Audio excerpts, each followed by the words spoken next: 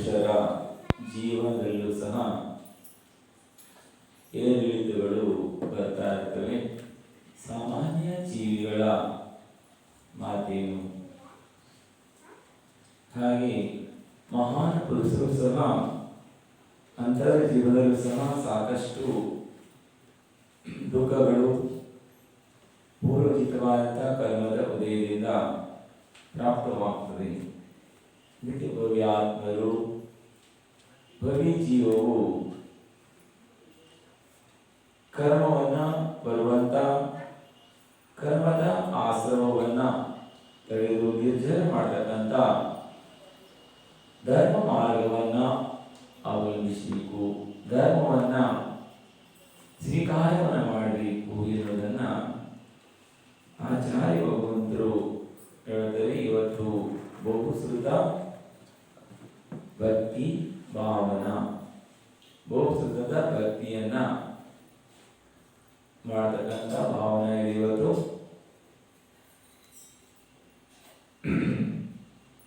ಶ್ರುತ ಅಂದ್ರೆ ಜಿನೇಂದ್ರ ಭಗವಂತನ ಮುಖಾರಿಂದ ಬಂದಂತ ಚಿನವಾಣಿ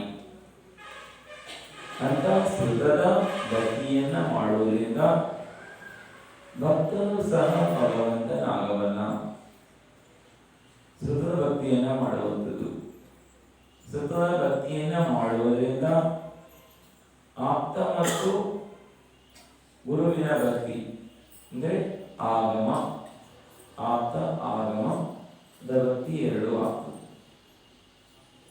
ಶ್ರುತ ಯಾರಿಂದ ಬಂದಿರುವಂಥದ್ದು? ಆಪ್ತರಿಂದ. ಆಪ್ತರು ಬೋಧನೆ ಮಾಡಿರುವಂಥದ್ದೇ ಚಿನವಾಣಿ. ಅದರಲ್ಲಿ ಏನು ಹೇಳಿದ್ದಾರೆ ಅದನ್ನ ಭವ್ಯಾತ್ಮರು ಅದೇ ಪ್ರಕಾರವಾಗಿ ಅದೇ ರೀತಿಯಾಗಿ ಶ್ರದ್ಧೆಯನ್ನ ಮಾಡುವಂಥದ್ದು, ವಿಶ್ವಾಸವನ್ನ ಮಾಡುವಂಥದ್ದು. ಇದು ಶ್ರುತದ ಅಂತರಂಗ ಭಕ್ತಿ ಇದೆ.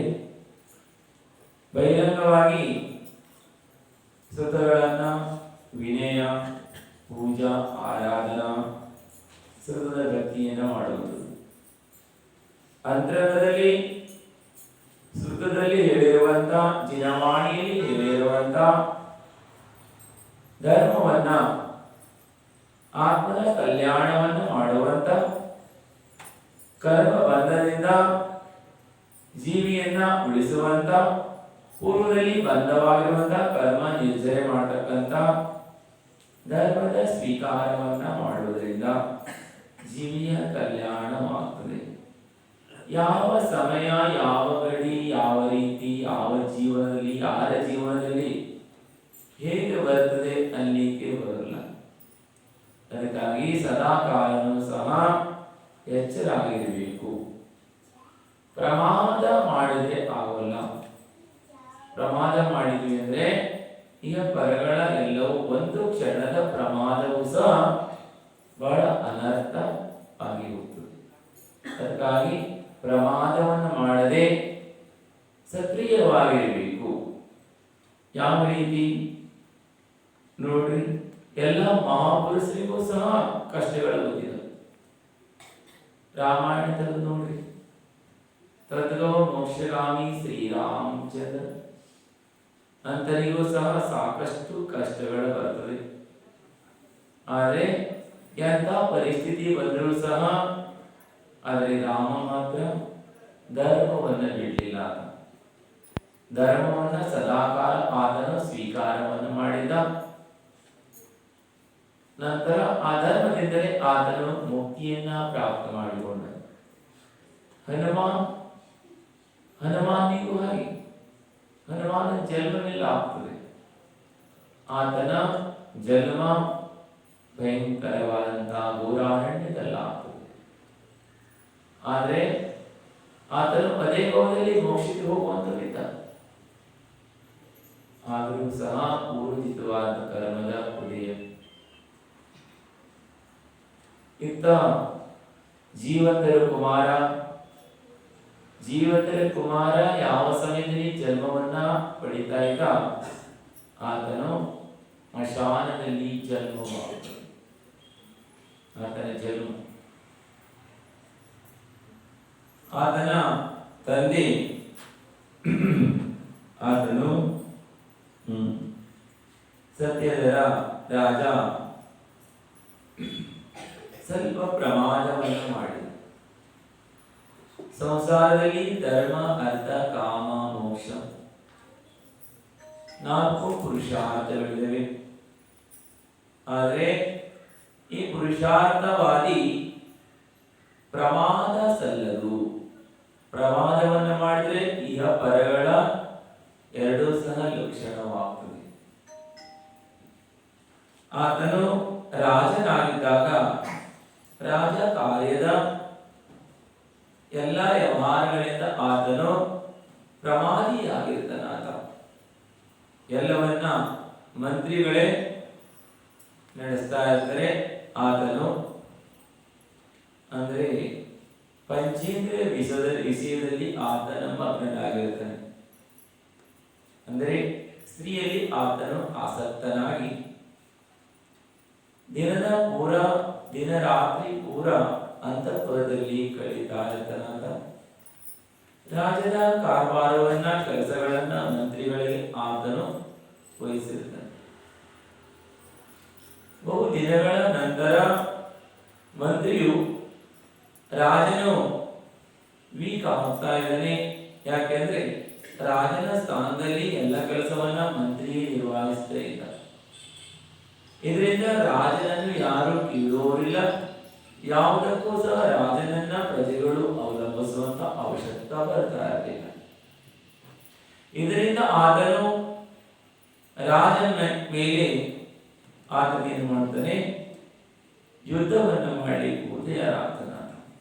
ಅಂದ್ರೆ ಪೂರ ಸೈನ್ಯ, ಪೂರ್ಣ ಬಲ ಮಂತ್ರಿ ಕಡೆಗಿರುತ್ತದೆ. ರಾಜ ಅಂತಃಪುರದಲ್ಲಿ ಇರ್ತಾನೆ. ಆತನಿಗೆ ಗೊತ್ತಾಗ್ತದೆ ಮಂತ್ರಿಯು ನನ್ನ ಮೇಲೆ ತಿರುಗಿ ಬಿದ್ದಿದ್ದಾನೆ. ಆದ್ರೆ ಅವಾಗ ಏನ್ ಮಾಡ್ಲಿಕ್ಕೆ ಸಾಧ್ಯ? ಪೈಲ ಪ್ರಮಾದಿ ಮಾಡಿದ, ಆಮೇಲೆ ಗೊತ್ತಾದ್ರೆ ಏನ್ ಮಾಡ್ಲಿಕ್ಕೆ ಸಾಧ್ಯ? ಆಗ ತುಂಬು ಗರ್ಭಿಣಿ ಪತ್ನಿ ಇರ್ತದೆ. ಪತ್ನಿಯನ್ನ ಆತನು ಸುರಕ್ಷಿತವಾಗಿ ಹೇಗೆ, ಯಾಕೆ ಅಂತ ಹೇಳಿದ್ರೆ ಪೂರ್ಣವಾದಂತ ಬಲ ಮಂತ್ರಿಗಳಿಗೆ. ಅಷ್ಟೇ ಅಲ್ಲ, ಅಶುಭ ಸೂಚನೆಗಳು ನಿಮಿತ್ತಗಳಿಂದ ಕೆಲವೊಂದು ಗೊತ್ತಾಗ್ತಾ ಇದೆ. ಅಂದ್ರೆ ಮುಂದೆ ಆಗುವಂತ ದುರಂತವನ್ನ ಕೆಲವು ನಿಮಿತ್ತ ಜ್ಞಾನದಿಂದ ರಾಜನು ತಿಳಿದುಕೊಳ್ಳುತ್ತಾನೆ. ತಿಳಿದು ಆತನು ಒಂದು ಯಂತ್ರವನ್ನ ಮಾಡಿ, ಆ ಯಂತ್ರ ಅಂದ್ರೆ ಮಯೂರ ಯಂತ್ರವನ್ನ ಮಾಡಿ, ಮಯೂರ ಯಂತ್ರದ ಮೇಲೆ ರಾಣಿಯನ್ನ ಕುಂಡ್ರಿಸಿ ಆತನು ಅದನ್ನು ಆಕಾಶದಲ್ಲಿ ಹಾರಿಸಿ ಬಿಡ್ತಾನ. ಆ ಯಂತ್ರವು ರಾಣಿಯನ್ನ ಬಹು ದೂರ ಕೊಂಡೊಯ್ದು ಒಂದು ಭಯಂಕರವಾದ ಮಶಾನದಲ್ಲಿ ಹೋಗಿ ಇಳಿಸ್ತದೆ. ಹಾಗೆಯೇ ಅಲ್ಲೇ ವೇದನ ಆಗ್ತದೆ. ಆ ಮಶಾನದಲ್ಲೇ ಆಕೆಯು ಬಾಲಕನನ್ನ ಹಡಿದರೆ ಜೀವನದ ಕುಮಾರನ ಜನ್ಮವಾಗ್ತದೆ. ಇತ್ತ ರಾಣಿಯನ್ನ ಆತನು ಮಯೂರ ವಿಮಾನದಲ್ಲಿ ತೊಡಗಿಸಿ ಹಾರಿಸಿದ ಮೇಲೆ ಆತನು ಮಂತ್ರಿಯೊಂದಿಗೆ ಯುದ್ಧ ಮಾಡುವುದಕ್ಕಾಗಿ ಆತನು ಸಿದ್ಧನಾಗ್ತಾನೆ. ಯುದ್ಧ ಮಾಡೋದಕ್ಕೆ ಹೋಗಿ ಆತನು ಯುದ್ಧವನ್ನ ಮಾಡ್ತಾನೆ. ಆದರೆ ಮಂತ್ರಿಯೊಂದಿಗೆ ಯುದ್ಧ ಮಾಡುವುದರಲ್ಲಿ ಆತನು ಅಸಫಲನಾಗ್ತಾನ. ನಂತರ ಆತನು ತನ್ನ ಸೋಲು ನಿಶ್ಚಿತ, ಮರಣ ನಿಕಟ ಎನ್ನುವುದು ಗೊತ್ತಾದಾಗ ರಾಜನು ತಕ್ಷಣದಲ್ಲಿಯೇ, ಅಂದರೆ ಯುದ್ಧ ಭೂಮಿಯಲ್ಲಿ ಆತನು ದೀಕ್ಷಿತನಾಗ್ತಾನ. ಪೂರ್ಣವಾದಂತ ಬಾಹ್ಯಾಭ್ಯಂತರ ಪರಿಗ್ರಹಗಳನ್ನ ಕ್ಷಣಾರ್ಧದಲ್ಲಿ ತ್ಯಾಗವನ್ನ ಮಾಡಿ, ಎಲ್ಲವೂ ಸಹ ನಶ್ವರವಾದಂಥದ್ದಿದೆ, ಆದರೆ ನಾನು ಪ್ರಮಾದವನ್ನ ಮಾಡಿ ವಿಳಂಬವನ್ನ ಮಾಡಿದೆ. ಆದರೆ ಲಾಸ್ಟಿಗೆ ಗೊತ್ತಾದರೆ ಸಮಯವಿಲ್ಲ. ಶರೀರ ಪೂರ್ವವು ಸಹ ಬಾಣಗಳಿಂದ ಜರ್ಜರಿತವಾಗುವುದಿದೆ. ಆತನು ದೀಕ್ಷಿತನಾಗಿ ಸಮಾಧಿ ಮರಣವನ್ನು ಪಡೆದುಕೊಂಡು ಸ್ವರ್ಗದಲ್ಲಿ ಹೋಗಿ ದೇವ ಪರ್ಯಾಯವನ್ನು ಪ್ರಾಪ್ತ ಮಾಡಿಕೊಳ್ಳುತ್ತಾನೆ. ಇತ್ತ ಆತನ ಮಂತ್ರಿ, ಆತನು ಕಾಷ್ಟಗಾರ, ಆತನು ರಾಜ್ಯವನ್ನ ಆಳ್ಲಿಕ್ಕೆ ಪ್ರಾರಂಭ ಮಾಡ್ತಾನೆ. ಯಾವ ಜೀವನದ ತಂದೆಯ ರಾಜ್ಯವಿತ್ತು ಅದನ್ನ ಆತನು ಆಳ್ತಾ ಇದ್ದ. ಅಂದ್ರೆ ಹೇಳೋ ಅಪೇಕ್ಷಾ ಯಾವ ಸಮಯದಲ್ಲಿ ಯಾವ ರೀತಿಯಾದಂಥ ಘಟನೆಗಳು ಯಾವಾಗ ಬೇಕಾದರೂ ಘಟಿಸಬಹುದು. ಸಂಸಾರದಲ್ಲಿ ಬಾಹ್ಯವಾದಂಥ ಲಕ್ಷ್ಮಿ ಕ್ಷಣಿಕವಾದಂಥದ್ದು, ಪೂರ್ವಜಿತವಾದಂಥ ಪುಣ್ಯದ ಉದಯವಿದ್ದಾಗ ಲಕ್ಷ್ಮಿ ಪ್ರಾಪ್ತವಾಗ್ತದೆ, ಇಂದ್ರಿಯಗಳು ಸ್ವಸ್ಥ ಇರ್ತದೆ. ಯಾವಾಗ ಕರ್ಮದ ಉದಯವಾಗ್ತದೆ ಕಣ್ಣು ಮುಚ್ಚಿ ಬಿಡುವುದರೊಳಗಾಗಿ ರಾಜ ಇದ್ದವರು ಸಹ ವಿಕಾರಿಯಾಗಿ ಬಿಡ್ತಾನೆ. ಕ್ಷಣಾರ್ಧದಲ್ಲಿ ಕರ್ಮದ ಆಧೀನವಾದಂಥದ್ದಿದೆ, ಪೂರ್ಣವಾದಂಥದ್ದು. ಹಾಗೆಯೇ ಚಂಚಲವಾದಂಥ ಈ ಲಕ್ಷ್ಮಿಯು ವೇಶ್ಯೆಗೆ ಸಮಾನವಾದ ಆಚಾರ್ಯರು. ವೇಶ್ಯೆಗೆ ಸಮಾನವಾದಂಥದ್ದು ಎಲ್ಲ ರಾಜ ಸಂಪತ್ತು, ಹಣ, ದುಡ್ಡು ಎಲ್ಲವೂ ಸಹ. ಇದನ್ನ ಜ್ಞಾನಿಯಾದಂತರು, ಭವ್ಯಾತ್ಮರು ಒಮ್ಮೆ ಅದರ ಸದುಪಯೋಗವನ್ನು ಮಾಡುವುದು, ಸತ್ಕಾರ್ಯಗಳಿಗೆ ಅದನ್ನು ಉಪಯೋಗ ಮಾಡುವುದು ಮತ್ತು ಅದನ್ನ ಯಾವುದೇ ರೀತಿಯಾದಂತಹ ಮೋರ್ಚ ಭಾವವಿಲ್ಲದೆ ತ್ಯಾಗವನ್ನು ಮಾಡುವುದು ಸರ್ವಶ್ರೇಷ್ಠವಾದಂಥದ್ದಿದೆ. ಇವತ್ತಿನ ಯಾವ ಧರ್ಮವಿದೆ ಉತ್ತಮವಾದಂಥ ತ್ಯಾಗ ಧರ್ಮ. ಪೂರ್ಣವಾಗಿ ತ್ಯಾಗವನ್ನ ಯಾರು ಮಾಡ್ತಾರೆ, ಬಾಹ್ಯ ಮತ್ತು ಅಭ್ಯಂತರವಾದಂಥ ವಸ್ತುಗಳ ಮೇಲಿನ ಮೋಹವನ್ನ, ಮೋಕ್ಷ ಅಂದ್ರೆ ಅದರ ಮೇಲಿನ ಮೋಹಪದವನ್ನ ಯಾರು ತ್ಯಾಗವನ್ನ ಮಾಡ್ತಾರೆ ಅಂತ ಮನುಷ್ಯ ಪರ್ಯಾಯವು ಸಾರ್ಥಕತೆಯಾದಂಥದ್ದು, ಅಂತವರೇ ಜೀವನ ಸಾರ್ಥಕತೆಯಾದಂಥದ್ದು. ಅಂತ ಒಂದು ತ್ಯಾಗ ಮಾಡತಕ್ಕಂಥ ಪೂರ್ಣವಾಗಿ ಬಾಹ್ಯಾಭ್ಯಂತರ ಯಾರು ತ್ಯಾಗವನ್ನು ಮಾಡ್ತಾರೆ, ಮೋಹವನ್ನ ತ್ಯಾಗವನ್ನು ಮಾಡ್ತಾರೆ, ಕರ್ಮಗಳನ್ನ ನಿರ್ಜರ, ಅಸಂಖ್ಯಾತ ಕರ್ಮಗಳ ನಿರ್ಜರೆಯನ್ನು ಮಾಡ್ತಾರೆ. ಒಂದು ಕ್ಷಣದಲ್ಲೂ ಸಹ ಎಚ್ಚೆತ್ತುಕೊಂಡ್ರೆ ಕರ್ಮಗಳ ನಿರ್ಜರೆ ಮಾಡುವುದಕ್ಕೆ ಮಾರ್ಗವಿದೆ. ಆದರೆ ಜೀವನ ಪೂರ್ತಿಯೂ ಸಹ ಎಚ್ಚರ ಆಗದೇ ಇದ್ರೆ, ಜೀವನ ಪೂರ್ತಿಯೂ ಸಹ ಮೋಹವೆನ್ನುವಂತ ನಿದ್ರೆಯಲ್ಲಿ ಮಲಗಿದ್ರೆ ಆ ಜೀವದ ಕಲ್ಯಾಣ ಯಾವುದಕ್ಕೆ ಸಾಧ್ಯ? ಜೀವಿಯ ಕಲ್ಯಾಣ ಆಗಲ್ಲ.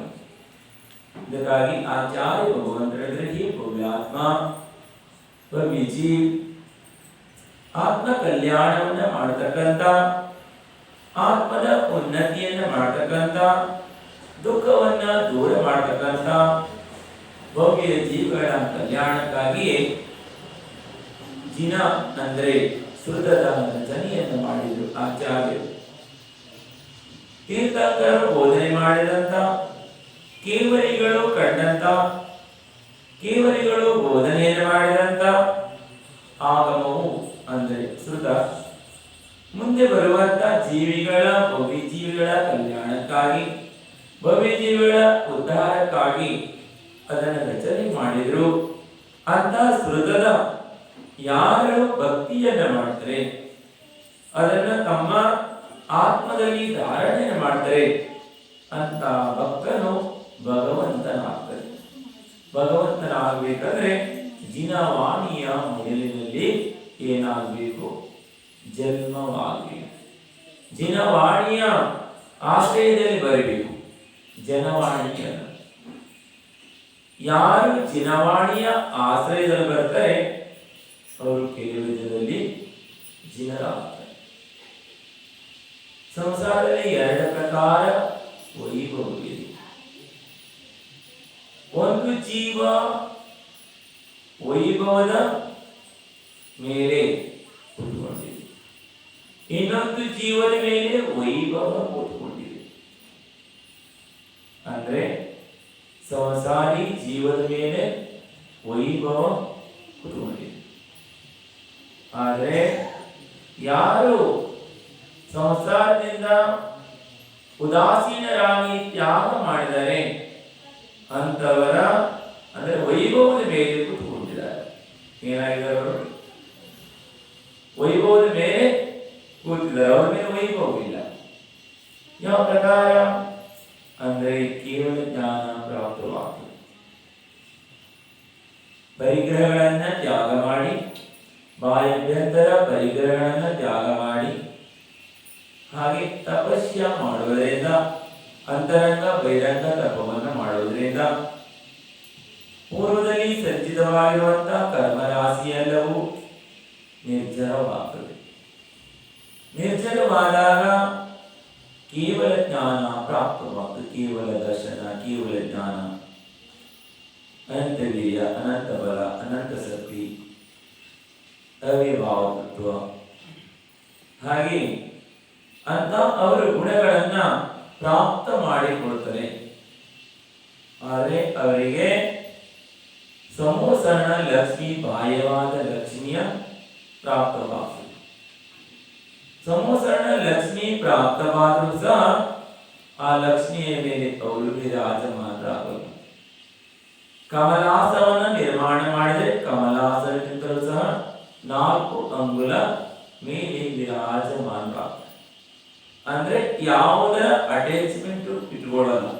ಯಾವುದೇ ರೀತಿಯಾದಂತ ಬಾಹ್ಯವಾದಂತ ಸಂಪತ್ತಿನ ಲಕ್ಷ್ಮಿಯಿಂದ ಅವರು ಅಂದ್ರೆ ಪ್ರತಿ ಇದ್ದಾರೆ ಯಾವುದರೂ ಸಹ. ಆದರೆ ಸಂಸಾರಿ ಪ್ರಾಣಿಯು 4 ಗತಿಯಲ್ಲಿ ಪರಿಭ್ರಮಣೆ ಮಾಡುವಂತ ಇದರಿಂದ ಆನೆಯ ಗಾತ್ರದ ಪ್ರಾಣಿ, ಸಂಸಾರಿ ಪ್ರಾಣಿ, ಎಲ್ಲ ಜೀವವೂ ಸಹ ಪರಿಗ್ರಹದ ಮೋಹದಿಂದ, ಪರಿಗ್ರಹದ ಅದರ ಮೇಲೆ ಅಂದ್ರೆ ಜೀವದ ಮೇಲೆ ಪರಿಗ್ರಹ ಇಲ್ಲ. ಲಕ್ಷ್ಮಿ ಉದಾಹರಣೆಗೆ ಮನುಷ್ಯರಷ್ಟೇ ಪರಿಗ್ರಹನ ಸಂಚಯ ಮಾಡೋಲ್ಲ. ಅಂದ್ರೆ ಪರಿಗ್ರಹ ಸಂಚಯ, ಪರಿಗ್ರಹ ಸಂಜ್ಞ ತಿರ್ಯಂಚ ಪ್ರಾಣಿಯೂ ಸಹ ಮಾಡ್ತದೆ. ತಿರ್ಯಂಚ ಜೀವಿಗಳು ಸಹ ಸಂಗ್ರಹವನ್ನು ಮಾಡ್ತದೆ. ನೀವು ನೋಡ್ರಿ, ಎಲ್ಲ ತಿರ್ಯಂಚ ಪ್ರಾಣಿ ಕೊಂಡೊಯ್ದೆಲ್ಲ ಎರಿಮೆಯಿಂದ ಹಿಡ್ಕೊಂಡೆಲ್ಲ ಸಂಗ್ರಹವನ್ನು ಮಾಡ್ತಾರಲ್ಲ ತಗೊಂಡು. ಆದರೆ ಆಯು ಎಷ್ಟು? ಕೇವಲ 49 ದಿನಗಳು ಮಾತ್ರ. ಆದರೆ ಅವೆಲ್ಲ ಸಂಚಯವನ್ನ ಮಾಡ್ತಾ ಇರ್ತದೆ. ಅದರೊಳಗೆ ಯಾವ ಮರಣ ಆಗುವುದು ಉತ್ಕೃಷ್ಟ ಅಪೇಕ್ಷ. ಇನ್ನು ಪರಿಗ್ರಹ ಸಂಜ್ಞಾ ಏಕೇಂದ್ರೀಯ ಜೀವಕ್ಕೂ ಸಹ ಪರಿಗ್ರಹ ಸಂಜ್ಞೆ, ಪೂರ್ವದ ಸಂಸ್ಕಾರ. ಏಕೆಂದ್ರೆ ಜೀವವು ಸಹ ಹೇಳಿದರೆ ಆಚಾರ್ಯರು ಯಾವ ಕಡೆಯಲ್ಲಿ ಸುವರ್ಣ ಇದೆ ಆ ಕಡೆಯಲ್ಲಿ ಮರದ ಬೇರು ತಾವಾಗಿ ಹೋಗುವುದು. ಅಂದ್ರೆ ಸುವರ್ಣದ ಮೇಲೆ ಆಕರ್ಷಿತರಾಗಿ ತಿರ್ಯಂಚವಾದಂತ ಏಕೆಂದ್ರೆ ವನಸ್ಪತಿ ಕಾಲದಲ್ಲೂ ಸಹ ಪರಿಗ್ರಹದ ಲೋಮ, ಪರಿಗ್ರಹ ಸಂಜ್ಞ. ಇದು ಸಂಸಾರದಲ್ಲಿ ಸದಾಕಾಲ ಸಂಸಾರಿ ಜೀವಿಗಳಿಗೆ ಜನ್ಮ ಜನ್ಮಾಂತರದಿಂದಲೂ ಸಹ ಜೀವಿಯೊಂದಿಗೆ ಇರುವಂತ ಸಂಸ್ಕಾರ, ಅದರ ಮೇಲೆ ಮೋಹವನ್ನ ಮಾಡ್ತಾ ಇರುವುದು. ಇಂಥ ಸಂಸ್ಕಾರವನ್ನ ಭವ್ಯಾತ್ಮರಾದಂಥವರು, ಭವ್ಯ ಜೀವವು ಜಿನೇಂದ್ರ ಭಗವಂತರು ಬೋಧನೆ ಮಾಡಿದಂತ ಜಿನವಾಣಿಯಲ್ಲಿ ಹೇಳಿರುವಂತಹ ವಾಕ್ಯಗಳನ್ನ, ಪರಿಗ್ರಹಗಳನ್ನ ಮೊದಲು ತ್ಯಾಗವನ್ನು ಮಾಡುವಂಥದ್ದು. ಇಂದು ಉತ್ತಮವಾದಂತ ತ್ಯಾಗ ಧರ್ಮದ ದಿನವಿದೆ.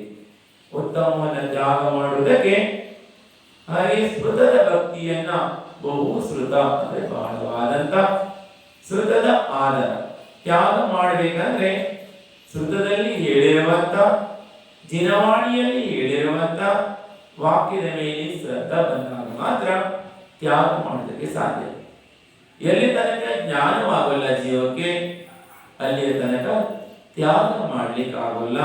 ಅಂತ ಶ್ರುತದ ಆರಾಧನೆಯನ್ನ ಮಾಡ್ತಾ, ಅಂತ ಶ್ರುತವನ್ನ ರಚನೆಯನ್ನ ಮಾಡುವಂತವರು, ಶ್ರುತವನ್ನ ಬೋಧನೆಯನ್ನ ಮಾಡುವಂತವರು ಯಾರಿದ್ದಾರೆ ಅದನ್ನ ಸದಾ ಧಾರಣೆ ಮಾಡಿರುವಂತವರು, ಸದಾ ಮೋಕ್ಷ ಪದದಲ್ಲಿ ನಡೆಯುವಂತವರು, ಮೋಕ್ಷ ಪದದ ಮಾರ್ಗವನ್ನ ತೋರಿಸಲಿಕ್ಕೆ ಸಾಧ್ಯ, ಬೇರೆಯವರಿಗೆ ತೋರಿಸುವುದಕ್ಕೆ ಸಾಧ್ಯವಾಗಲ್ಲ. ಹಾಗೆ ಗುರುಗಳು ಭವ್ಯಜೀವಿಗಳ ಕಲ್ಯಾಣಕ್ಕಾಗಿ ಪದದ ಬೋಧವನ್ನ ಮಾಡ್ತಾರೆ. ಮಾಡ್ತಾರೆ. ಅಂತ ಗುರುಗಳು ಯಾವ ಪ್ರಕಾರವಾಗಿರ್ತಾರೆ, ಹೇಗಿರ್ತಾರೆ ಅಂತ ಹೇಳಿದ್ರೆ, ಜಗತ್ತಿನ ಅಂಧಕಾರವನ್ನ ಮೋಹ ಮಾಯ ಅಂದ್ರೆ ಮೋಹ ನಿದ್ರೆಯಲ್ಲಿ ಮಲಗಿರುವಂತ, ಸದಾಕಾಲ ಮೋಹದಲ್ಲಿ ಮಗ್ನವಾಗಿರುವಂತಹ ಜೀವಿಗಳನ್ನ ಅವರು ಜಾಗೃತರಾಗಿ ಮಾಡ್ತಾರೆ.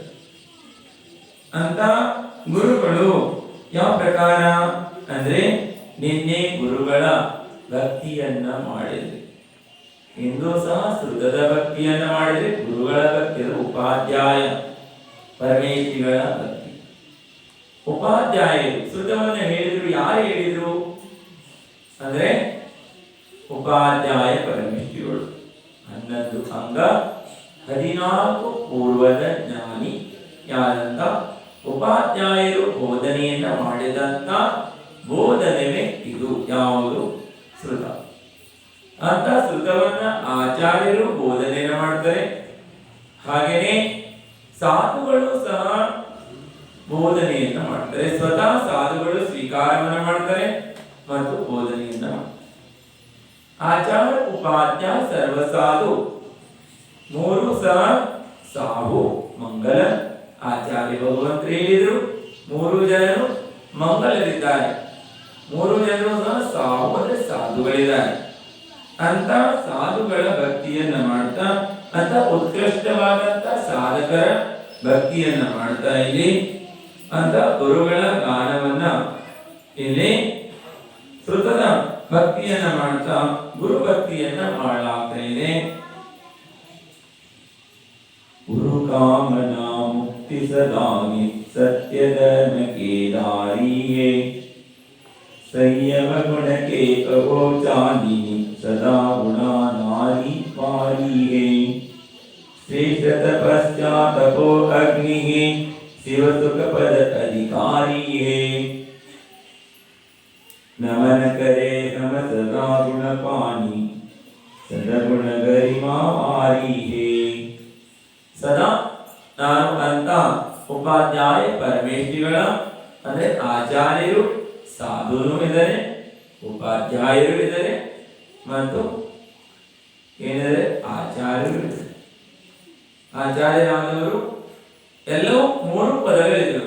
ಅಂದ್ರೆ 3 ಆಚಾರ್ಯ ಉಪಾಧ್ಯಾಯ ಪದವಿ ಇದೆ. ಸಾಧು ಅಂತೂ ಇದ್ದಾರೆ, ಸಾಧು ಇದ್ದವರೇ 2 ಪದಗಳಿರ್ತವೆ. ನಂತರ ಲಾಸ್ಟಿಗೆ ಸಮಾಧಿ ಸಮಯದಲ್ಲಿ ಪದವನ್ನು ತ್ಯಾಗ ಮಾಡಬೇಕಾಗ್ತದೆ. ಆದಿ ವ್ಯಾಧಿ ಉಪಾಧಿ ಎಲ್ಲವನ್ನ ತ್ಯಾಗವನ್ನ ಮಾಡಿದಾಗಲೇ ಸಮಾಧಿ. ಒಂದು ವೇಳೆ ಪದ ಇದ್ರೆ ಸಮಾಧಿ ಆಗೋಲ್ಲ, ಅದನ್ನ ತ್ಯಾಗ ಮಾಡಬೇಕು. ಯಾವ ಪ್ರಕಾರ ಅಂದ್ರೆ, ನಿಮ್ಮ ಮನೆಯಲ್ಲಿ ಯಾರಾದ್ರೂ ಒಬ್ಬರು ಮನೆಯ ಯಜಮಾನರಾದವರು ಮನೆಯ ಒಬ್ಬರು ನಾಗರಿಕರು ಇದ್ದಾರೆ, ಹೌದಾ? ಮನೆಯೊಬ್ಬರು ಮನೆಯೊಬ್ಬರು ಸದಸ್ಯರು ಇದ್ದಾರೆ, ಅವರು ಸದಸ್ಯರು. ಹಾಗೆ ವಿಶೇಷವಾಗಿ ಈ ಪ್ರಕಾರವಾಗಿ ಹಾಗೆ ಅಂತ ಆಚಾರ್ಯರು ಹೀಗಿರ್ತಾರೆ. ಎಲ್ಲರೂ ಸಹ ಮನೆಯಲ್ಲಿ ಯಜಮಾನರಾಗ್ತಾರೆ. ಯಾರೋ ಮುಖ್ಯವಾಗಿದ್ದವರು, ಯೋಗ್ಯತಾ ಇದ್ದವರು ಯಾರೋ ಒಬ್ಬರೇ ಯಜಮಾನರಾಗ್ತಾರೆ. ಗುರು ಗರಿಮಾ ಅಂದ್ರೆ ಗುರು ಕಾಮನ ಮುಕ್ತಿ ಸದಾಗಿ ಅಂತ ಗುರುಗಳ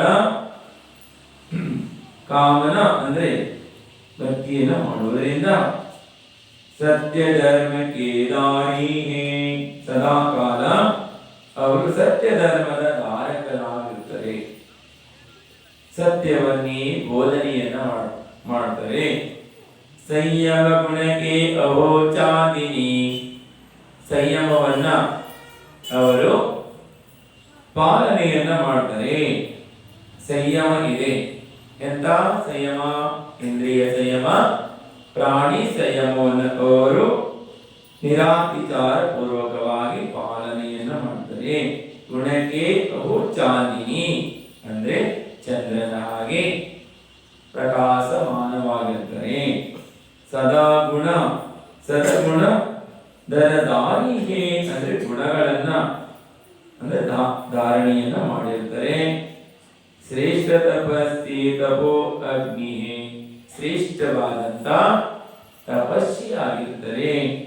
ಶಿವಸುಖ ಪದಕ್ಕೆ ಅಧಿಕಾರಿ ಯಾರು? ಮೋಕ್ಷ ಪದದ ಅಧಿಕಾರಿ, ಮೋಕ್ಷವನ್ನ ಪ್ರಾಪ್ತ ಮಾಡಿಕೊಳ್ಳುವಂತ ಅಧಿಕಾರಿ ಯಾರಿದ್ದಾರೆ ಅಂದ್ರೆ ಶ್ರೇಷ್ಠವಾದಂತ ವಾಯುಭ್ಯಂತರ ತಪವನ್ನ ಮಾಡುವಂತವರು ಶಿವ ಸುಖಕ್ಕೆ ಪದ ಅಧಿಕಾರಿ. ನಮನ ಕರೆ ನಮ ಸದಾ ಗುಣಗಾನಿ ಅಂತ ಗುರುಗಳಿಗೆ ನಾನು ಸದಾ ಕಾಲ ನಮನವನ್ನ ಮಾಡ್ತಾ ಇದ್ದೀನಿ. ಸದಗುಣ ಗರಿಮಾ ದಾರಿಗೆ ಅಂದ್ರೆ ಗುಣಗಳನ್ನ ಉಳ್ಳಂತ ಗರಿಮಾ ಬಹಳ ಅಂದ್ರೆ ಬಹಳ ವಜನ್ದಾರ್ ಅಂದ್ರೆ ಏನಾಗಿರ್ತಾರೆ ಅವರು ಬಹಳ ತೂಕದವರಿದ್ದಾರೆ ಅಂತ ಗುರುಗಳಾದಂತವರಿಗೆ ನಾನು ನಮಸ್ಕಾರವನ್ನ ಮಾಡ್ತಾ ಇದ್ದೀನಿ. ಯಾರು ಅಂದ್ರೆ ಆಚಾರ್ಯ ಭಗವಾನರು, ಆಚಾರ್ಯ ಭಗವಾನ್ ವಿದ್ಯಾಸಾಗರ ಮಹಾರಾಜರು ಅಂತ ಮಹಾ ಗುಣವಾನ್ ಗರಿಮಾ ಅಂದ್ರೆ ಅಂತ ತೂಕದ ಇದ್ರು, ವಜನ್ಧಾರ್ ಇದ್ರು. ಅಂತ ಗುಣಗಳಿಗೆ ಗುಣ ಕೊಡತಕ್ಕಂತ ಭಾರಿ ಸದಾ ಗುಣ ಗರಿಮಾ ಭಾರಿ ಭಾರಿಯಾದಂತ ಗುಣ ಉಳ್ಳವರು. सर्व परिग्रह सदा त्याग कर त्याग धर्म में दर्शित है बाहर भीतर आकिंचन्य है तो आत्म ब्रह्म में हर्षित है ऐसे गुरु के सद्गुण स्तुति से भव के बंधन कटते हैं. ऐसे अंत गुरुಗಳ ಸರ್ವ ಪರಿಗ್ರಹ ತ್ಯಾಗಿ ಗುರುಗಳು ಸರ್ವ ಪ್ರಕಾರದ ಪರಿಗ್ರಹವನ್ನ ತ್ಯಾಗವನ್ನ ಮಾಡಿದಂತವರು, ಅಂತರಂಗ ಬಹಿರಂಗವಾದ ಪರಿಗ್ರಹಗಳನ್ನ. ಹಾಗೆ ತ್ಯಾಗಕರ ಅಂದ್ರೆ ಅವರು ಸಲ್ಲೇಖನ ಸಮಾಧಿ ಮರಣದ ಸಾಧನ ಬಹಳ ದಿನಗಳಿಂದ ನಡೀತಾ ಇತ್ತು. ಸಾಧನೆಯನ್ನ ಅವರು ಸಾಧನೆ ಮಾಡೋದ್ರೆ ಬೇರೆಯವರಿಗೆ ಹೇಳುವಂತ ಅವಶ್ಯಕತೆ ಏನಿಲ್ಲ. ಸಾಧನ ಬೇರೆಯವರಿಗಾಗಿ ಸಾಧನ ಮಾಡುವಂಥದ್ದಲ್ಲ, ಹೇಳಲಿಕ್ಕಾಗಿ ಸಾಧನವನ್ನ ಮಾಡುವಂಥದ್ದಲ್ಲ, ಸಾಧನವನ್ನ ಮಾಡುವುದು ಸಾಧ್ಯದ ಪ್ರಾಪ್ತಿಗಾಗಿ. ಹಾಗಾಗಿ ಅವರು ಎಲ್ಲಾ ಪ್ರಕಾರದ ನಿಷ್ಪರಿಕ್ರಿಯೆ ಆಗಿದ್ರು, ಸಂಘವನ್ನು ತ್ಯಾಗ ಮಾಡಿದ್ರು. ನೀವು ಗೊತ್ತಿರಬಹುದು ಆಚಾರ್ಯ ಶ್ರೀಗಳು 45-50 ಜನ ಮುನಿಗಳೊಟ್ಟಿಗೆ ವಿಹಾರ ಮಾಡಿದ್ರು. ಆದ್ರೆ ಸಮಾಧಿ ಕೆಲವೇ ವರ್ಷಗಳ ಪೂರ್ವದಲ್ಲಿ ಅವರೇನ್ ಮಾಡಿದ್ರು, ಮುನಿಗಳೆಲ್ಲವನ್ನ ಕಳಿಸಿದ್ರು. 3 ಜನ 4 ಜನ 4 ಜನ ಬಿಟ್ಟರೆ ಇಟ್ಕೊಳ್ತಾನೆ ಇಲ್ಲ, 3 ಜನ 4 ಜನ ಅಷ್ಟೇ ಎಲ್ಲವರನ್ನ ಕಳಿಸಿದ್ರು. ಹೋಗುವಾಗೆಲ್ಲ ಶಿಷ್ಯರೆಲ್ಲ ಬಹಳ ಅಂದ್ರೆ ದುಃಖಿಯಾದರು. ಆದ್ರೂ ಗುರುಗಳ ಆದೇಶ, ಹಾಗಾಗಿ ಎಲ್ಲರೂ ಸಹ ಹೋದ್ರು. ಬಹಳ ವರ್ಷದಿಂದ ಅವರು 3-4 ಜನ ಮುನಿಗಳ ಮಾತ್ರ ಹತ್ರ ಇಟ್ಕೊಂತಿದ್ರು, ಬೇರೆ ಯಾರು ಬಂದ್ರು ಅವ್ರನ್ನ ಬಿಟ್ಕೊಂತಾರೆ. ಒಂದ್ ವೇಳೆ ಹಠ ಮಾಡಿದ್ರೆ ಅವರೇ ವಿಹಾರ ಮಾಡಿಬಿಡ್ತಿದ್ರು. ಅವ್ರಿಗೆ ಆಶೀರ್ವಾದ ಅಂದ್ರೆ ಅವ್ರ ಕಡೆ ನೋಡ್ತಾನೂ ಇರಲಿಲ್ಲ. ಅವರು ತಮ್ಮ ಆಜ್ಞೆಯನ್ನ ಪಾಲನೆ ಮಾಡಲಿಲ್ಲ ಅಂತ ಅಂದ್ರೆ ಇಷ್ಟು ಅಂದ್ರೆ ನಿರ್ಮೋಹತ್ವ, ಅಂದ್ರೆ ಶಿಷ್ಯರ ಮೇಲೂ ಸಹ ಮೋಹ ಇಲ್ಲ. ಸಂಘವನ್ನು ಸಹ ತ್ಯಾಗ ಮಾಡಿದ್ರು, ಎಲ್ಲವನ್ನ ತ್ಯಾಗ ಮಾಡಿದ್ರು. ಅವರು ತ್ಯಾಗ ಧರ್ಮವೇ ಅರ್ಚಿತನೇ ಪರಿಗ್ರಹವನ್ನೆಲ್ಲ ತ್ಯಾಗವನ್ನು ಮಾಡಿ ತ್ಯಾಗದಲ್ಲಿ ಶ್ರೇಷ್ಠವಾಗಿ ಹರ್ಷಿತರಾಗಿ ಆನಂದಿತರಾಗಿರ್ತಿದ್ರು. ಬಾಹರ ಭೀತರ ಆಕಿಂಚನ್ಯ ಅಂದ್ರೆ ಒಳಗಡೆ ಮತ್ತು ಹೊರಗಡೆ ಅಂದ್ರೆ ಏನಿಲ್ಲ, ಕಿಂಚಿತವಾಗೂ ಇಲ್ಲ. ಒಳಗಡೆ ಸ್ವಲ್ಪ ಮುಚ್ಚಿಟ್ಕೊಳ್ಳುವಂಥದ್ದು, ಹೊರಗಡೆ ಎಲ್ಲ ಇಲ್ಲ. ಆದ್ರೆ ಕಿಂಚಿತವಾಗೂ ಸಹ ಸೊ ಆತ್ಮ ಬ್ರಹ್ಮವೇ ಹರ್ಷಿತನೇ, ಆತ್ಮ ಬ್ರಹ್ಮದಲ್ಲಿ ಆನಂದಿತರಾಗುತ್ತಿದ್ರು. ಆತ್ಮದಲ್ಲಿ ಆನಂದವಾಗಿ ಅಂದ್ರೆ ಯಾತ್ರೆಯನ್ನ ಮಾಡ್ತಿದ್ರು. ಆ ಹರ್ಷಿತನೇ ಸದಾ ಕಾಲ ಹರ್ಷ ಆಗಿರ್ತಿದ್ರು. ಐಸೇ ಗುರುಕ್ಕೆ ಸದಗುಣ ಸ್ತುತಿಸಿ, ಎಂತ ಗುರುಗಳು ಅಂದ್ರೆ ಐಸೇ ಗುರುವರ ಸ್ತುತಿಸಿ ಭವಬಂಧನಕ್ಕೆ ಭವ ಭವಕ್ಕೆ ಬಂಧನ ಕಟ್ಟುತ್ತೇವೆ. ಭವದ ಬಂಧನ ಏನಾಗ್ತದೆ? ಕಟ್ಟಾಗಿ ಹೋಗ್ತದೆ, ನಾಶವಾಗಿ ಹೋಗ್ತದೆ ಅಂತ ಗುರುಗಳು. ಇಂಥ ಗುರುಗಳ ಸ್ತುತಿಯನ್ನು ಮಾಡುವುದರಿಂದ, ಅಂತ ಗುರುಗಳ ಭಕ್ತಿಯನ್ನು ಮಾಡುವುದರಿಂದ ಭವದ ಬಂಧನ ಅಂದರೆ ಸಂಸಾರವೇ ಅಂತ್ಯವಾಗಿ ಹೋಗ್ತದೆ. ಅಂದ್ರೆ ಅವರು ಸ್ವತಃ ಸಂಸಾರದಿಂದ ತೇಲ್ತಾ ಇದ್ರು ಮತ್ತು ಅಂತವರ ಆಶ್ರಯವನ್ನು ಪಡ್ಕೊಂಡಂತವರು ಸಂಸಾರದ ಪಾರಾಗಿ ಹೋಗ್ತಾರೆ ಅಂತ ಆಚಾರ್ಯ ಭಗವಂತರು. ಅಂದ್ರೆ ನಾವು ಸಮುದ್ರ, ಸಂಸಾರ ಎನ್ನುವಂತ ಮಹಾ ಸಮುದ್ರದಲ್ಲಿ ಇದ್ದೀವಿ. ಈ ಸಮುದ್ರವನ್ನ ಪಾರ ಆಗ್ಬೇಕು ಅಂದ್ರೆ ಎಂತ ದೋಣಿ ಮೇಲೆ ಕುತ್ಕೋಬೇಕು ಅಂದ್ರೆ ಸ್ವತಃ ತೇಲುವಂತ ದೋಣಿಯಾಗಿರ್ಬೇಕು. ಅಂತ ದೋಣಿ ಸಿಗುವುದು ಬಹಳ ದುರ್ಲಭವಾದಂತದಿದೆ. ಅಂದ್ರೆ ನೋಡುವುದಕ್ಕೆ ಸುಂದರವಾಗಿರುತ್ತದೆ, ಆದ್ರೆ ಕೂತ ತಕ್ಷಣ ಮುಳುಗಿ ಹೋಗ್ತದೆ. ನೀರಿಗೆ ಹೋದ್ರೆ ಏನಾಗ್ತದೋ ಮುಳುಗಿ ಹೋಗ್ತದೆ. ಅಂತ ದೋಣಿ ಆಶ್ರಯವನ್ನು ಪಡೆದುಕೊಂಡ್ರೆ ಹೇಗೆ ಸಮುದ್ರವನ್ನು ಪಾರು ಮಾಡಲಿಕ್ಕೆ ಸಾಧ್ಯ? ಸಂಸಾರವನ್ನ ಪಾರು ಮಾಡಲಿಕ್ಕೆ ಸಾಧ್ಯ. ಆದ್ರೆ ನಾವು ಇಲ್ಲಿಯ ತನಕನೂ ಸಹ ಪಾರು ಮಾಡುವಂತ ದೋಣಿ ನಮಗೆ ಪ್ರಾಪ್ತವಾಗಲಿಲ್ಲ. ಒಂದು ವೇಳೆ ಪ್ರಾಪ್ತವಾದರೂ ಸಹ ನಾವು ಕೂತ್ಕೊಳ್ಳುವಂತ ಸಾಹಸ ಮಾಡಲಿಲ್ಲ, ಆ ದೋಣಿ ಮೇಲೆ ವಿಶ್ವಾಸ ಮಾಡಲಿಲ್ಲ. ಅದಕ್ಕಾಗಿ ಮುಳುಗು ದೋಣಿ ಆಶ್ರಯ ಪಡ್ಕೊಂಡು ಅನಂತ ಕಾಲದಿಂದಲೂ ಸಂಸಾರದಲ್ಲಿ ಮುಳುಗ್ತಾ ಇದ್ದೀವಿ ಬಂಧುಗಳೇ. ಅಂತ ದೋಣಿ ಬಹಳ ದುರ್ಲಭದಿಂದ ಪ್ರಾಪ್ತವಾಗ್ತದೆ. ಆಚಾರ್ಯ ಭಗವಂತರು ಎಲ್ಲ ಜೀವಿಗಳನ್ನ ದಡವನ್ನ ಸೇರಿಸುವಂತ ಪಥವನ್ನ ಅಂದ್ರೆ ದೋಣಿ ಇದ್ದ ಹಾಗೆ, ದೋಣಿ ಹಾಗೇನೆ ಏನಿದ್ರು ಅವರು ಇದ್ರು, ಅವರ ಆಶ್ರಯದಲ್ಲಿ ಹೋದವರಲ್ಲ.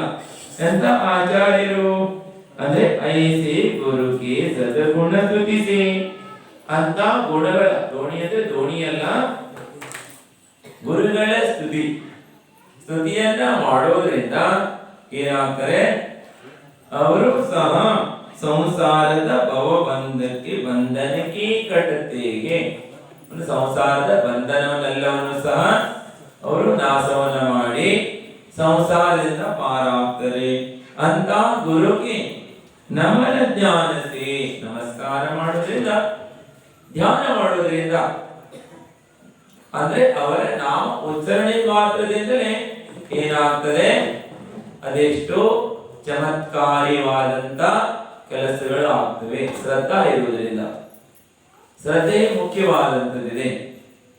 ಒಬ್ರು ಸೇಠ್ಜಿಯವರಿದ್ರು, ನಡೆದ ಸೇಠ್ಜಿಯವರು ಅವರಿಗೆ ಒಂದು ಅಂದ್ರೆ ದೊಡ್ಡ ದೊಡ್ಡ ಏನು ಕಂಟೈನರ್ ಅಂತಾರೆ, ಇಂಥ ಸಾಮಾನುಗಳನ್ನ ಒಂದ್ ಕಡೆ ಮತ್ತೊಂದ್ ಕಡೆಗೆ ಸಾಗಿಸುವಂತ ಕಂಟೈನರ್ ಇದ್ದು 160 ಕಂಟೈನರ್ ಸ್ವತಃ ಕಂಟೈನರ್ ಇದೆ ಸೇಠ್ಜಿಯವರು. ಒಂದು ಕಂಟೈನರ್ ಮೌಲ್ಯ ಬಹಳ ಇದೆ. ಹಾಗೆ ಅವರು ಮತ್ತೆ 100-150 ಕಂಟೈನರ್ ಬಾಡಿಗೆ ಹೊಂದಿದ್ರು. ಇಷ್ಟೆಲ್ಲ ಕಂಟೈನರ್ ಇದ್ರು ಸಹ ಅವರು ಟ್ರಾನ್ಸ್ಪೋರ್ಟಿಂಗ್ ಮಾಡ್ತಿದ್ರು. ಎಲ್ಲಾ ಕಡೆ ಒಂದ್ ಕಡೆ ಮತ್ತೊಂದ್ ಕಡೆಗೆ ಟ್ರಾನ್ಸ್ಪೋರ್ಟಿಂಗ್ ಅಂತ ಕಳಿಸ್ತಿದ್ರಲ್ಲ. ಅಮೂಲ್ಯವಾದಂತ ಸಾಮಗ್ರಿಗಳನ್ನ ಏನ್ ಮಾಡ್ತಿದ್ರು? ಟ್ರಾನ್ಸ್ಪೋರ್ಟಿಂಗ್ ಕಂಪನಿ ಏನಿರ್ತದೆ ಅವರಿಗೆ ಜವಾಬ್ದಾರಿಗಳು ಇರ್ತದೆ. ಒಂದು ಕಡೆಯಿಂದ ಮತ್ತೊಂದು ಕಡೆಗೆ ಮುಟ್ಟಿಸೋ ತನಕ ಅದರ ಮೌಲ್ಯ ಎಲ್ಲವೂ ಜವಾಬ್ದಾರಿ ಅವರಿಗೆ ಇರ್ತದೆ. ಅದೇ ರೀತಿಯಾಗಿ ಒಂದು ದಿವಸ ಒಂದು ಕಂಟೈನರ್ಗೆ ಲೋಡ್ ಆಗ್ತದೆ, ಅಂದ್ರೆ ಒಂದು ಅಮೂಲ್ಯವಾದ ವಸ್ತುಗಳ ಲೋಡ್ ಆಗ್ತದೆ. ಆ ಕಂಟೈನರ್ ಅಲ್ಲಿ ಮೌಲ್ಯ ಒಂದು 25 ಕೋಟಿ ರೂಪಾಯಿ ಮಾಲ್ ಲೋಡ್ ಆಗ್ತದೆ. ಲೋಡ್ ಆಗಿ ಗಾಡಿ ಘಾಟ್ ಸೆಕ್ಷನ್ ಅಲ್ಲಿ ಹೋಗ್ತದೆ. ಇಂದೂರಿಂದ ಸೀದಾ ಅಂದ್ರೆ ರಾಜಸ್ಥಾನ್ ಮಾರ್ಗವಾಗಿ ಹೋಗ್ಬೇಕು. ಜಾಬುವಾ ಘಾಟ್ ಬರ್ತದೆ. ಅಲ್ಲಿ ಅಂದ್ರೆ ಆ ರಸ್ತೆಯಲ್ಲಿ ಬಹಳ ಇಕ್ಕಟ್ಟಾದಂತ ಆದಿವಾಸಿಗಳು ಬಹಳ ವಾಸ ಮಾಡಿದ್ದಾರೆ. ಆ ಕ್ಷೇತ್ರದಲ್ಲಿ ಸುಮಾರು ಒಂದು 60-70 ಕಿಲೋಮೀಟರ್ ಮಧ್ಯದಲ್ಲಿ ಅವರೇ ಸಮಾಜ ಇರುವಂಥದ್ದು. ಗುಡ್ಡಗಳು ಇರುವಂತದ್ದು ಜಾಸ್ತಿ, ಅಲ್ಲಿ ಯಾವಾಗಲೂ ಕಳ್ಳತನ ಆಗ್ತದೆ. ಗಾಡಿಗಳು ಅದೇ ಮಾರ್ಗದಲ್ಲಿ ಹೋಗುವಾಗ ಅವರು ಗಾಡಿಯನ್ನೇ ಲೂಟಿ ಮಾಡಿ ಬಿಡ್ತಾರೆ ಬಹಳ ಸಲ. ಅದರಲ್ಲಿ ಅವರು ಸೆಕ್ಯೂರಿಟಿ ತಗೊಂಡು ಒಮ್ಮೊಮ್ಮೆ ಏನು ಗಾಡಿಯನ್ನು ನಡೆಸ್ತಾರೆ, ಬಹಳಷ್ಟು ಗಾಡಿಗಳು ಒಮ್ಮೊಮ್ಮೆ ಹೋಗ್ತವೆ. ಆದ್ರೆ ಏನಾಗ್ತದೆ, ಯಾವ ದಿವಸ 25 ಕೋಟಿ ರೂಪಾಯಿ ಮಾಲ್ ಲೋಡ್ ಆಗಿ ಹೋಗ್ತದೆ, ಹೊಸ ಗಾಡಿ ಇನ್ನೇನು ಬಂದು 7-8 ದಿವಸ ಅಷ್ಟೇ ಆಗಿತ್ತು. ಆ ಗಾಡಿ ಲೋಡ್ ಆಗಿ ಹೋಗ್ತಾ ಇರ್ತದೆ. ಆದ್ರೆ ಮಧ್ಯದಲ್ಲಿ ಹೋಗ್ತಾ ಇದ್ದಾಗ ಏನ್ ಮಾಡಿದ್ರು, ಗಾಡಿನೇ ಲೂಟಿ ಮಾಡಿದ್ರು. ಅಂದ್ರೆ ಅವ್ರ ಗಾಡಿಯಲ್ಲಿ ಡ್ರೈವರು ಎಲ್ಲ ಸಮೇತ ಇದ್ರು, ಅವರಿಗೆ ಬಂದೂಕ್ ತೋರಿಸಿದ್ರು. ಮತ್ತು ಅವ್ರೇನ್ ಮಾಡಿದ್ರು, ಡ್ರೈವರ್ ಹಾಗೆ ಕ್ಲೀನರ್ 4 ಜನ ಇರ್ತಾರೆ, ಅವರು ಕೆಳಗೆ ಹಾರ್ಕೊಳ್ತಾರೆ. ಅವಾಗ ಹಾರಿದ ತಕ್ಷಣ ಅವರು ಹೊಡಿಲಿಕ್ಕೆ ಮಾಡ್ತಾರೆ, ಓಡ್ ಹೋಗ್ತಾರಂತ. ಅವರು ಓಡ್ ಹೋದ್ಮೇಲೆ ಅವರು 8 ಜನ ಏನು ಕಳ್ಳತನ ಮಾಡಿದ ಕಳ್ಳರು ಬಂದಿದ್ರು. ಅವರು ಗಾಡಿ ಹತ್ಕೊಂಡು ಗಾಡಿಯನ್ನ ತಗೊಂಡು ಹೋಗ್ತಾರೆ. ಹಾಗೆ ಗಾಡಿಯನ್ನು ಮುಂದೆ ನಡೆಸ್ಕೊಂಡು ಹೋಗ್ತಾರೆ. ಮುಂದೆ ಹೋದ್ಮೇಲೆ ಇವರು ಮಾಲೀಕರು ಫೋನ್ ಹಚ್ತಾರೆ. ಅಂದ್ರೆ ಈಗ ಗಾಡಿ ಚೋರಿ ಆಯ್ತು, ಅಂದ್ರೆ ಕಳ್ಳತನ ಆಗೋಯ್ತು ಅಂತೇಳಿ. ಆವಾಗ ಅವ್ರ ಪಿತಾ ಇದ್ರು, ತಂದೆಯವರು ಅಲ್ಲೇ ಇರ್ತಾರೆ. ಅವರು ಬಹಳ ಆಚಾರ್ಸಿ ಭಕ್ತರು. ಹಾಗೇನೆ ಗಾಡಿ ಅಲ್ಲಿಂದ ಸರಿಯಾಗಿ ಸುಮಾರು 3 ಕಿಲೋಮೀಟರ್ ತನಕ ಹೋಗ್ತದೆ.